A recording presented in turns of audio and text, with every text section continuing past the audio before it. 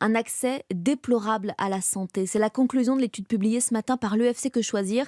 D'après l'Association de défense des consommateurs, plus de 20% des Français auraient du mal à trouver un généraliste. Les déserts médicaux, c'est aussi l'une des lignes fortes du nouveau budget de la Sécu.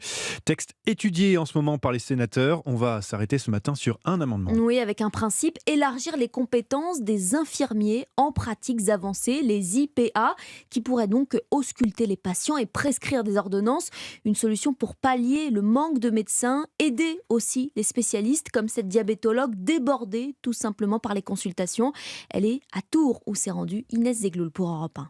Bonjour madame. La clinique est encore en travaux, pourtant les patients défilent à la chaîne dans le cabinet flambant neuf de Nathalie Gervaise. La diabétologue ne sait plus où donner de la tête. Dans ma spécialité, on est largement moins d'une quinzaine sur la région. Je fais entre 2000 et 2500 consultations par an. Actuellement, j'ai 6 mois de délai de rendez-vous. Alors à partir de janvier, elle déléguera une partie de ses consultations à Magali Lecoutre, infirmière en pratique avancée. On a fixé déjà un jour ou deux. Le jeudi, les vendredis, voilà, où je pourrais être présente effectivement sur le cabinet ici. Est-ce qu'il y a un nombre limite de patients que je peux du tout te déléguer? Non, pas du tout. Ça va nous soulager, donner de la fluidité à nos agendas. Et la diabétologue n'est que la 14e praticienne avec qui Magali collabore, allant jusqu'à 7 consultations par jour. On fait ce qu'on appelle un examen clinique, on fait une auscultation. Le médecin n'a pas besoin d'être présent dans les locaux pour qu'on puisse recevoir les patients et renouveler les traitements. En France, le métier d'infirmier en pratique avancée est encore très peu répandu. Il y a 2 ans, le gouvernement se fixait l'objectif d'en former 5000 d'ici à 2024. Le reportage d'Inès Zegloul à Tours pour Europe 1.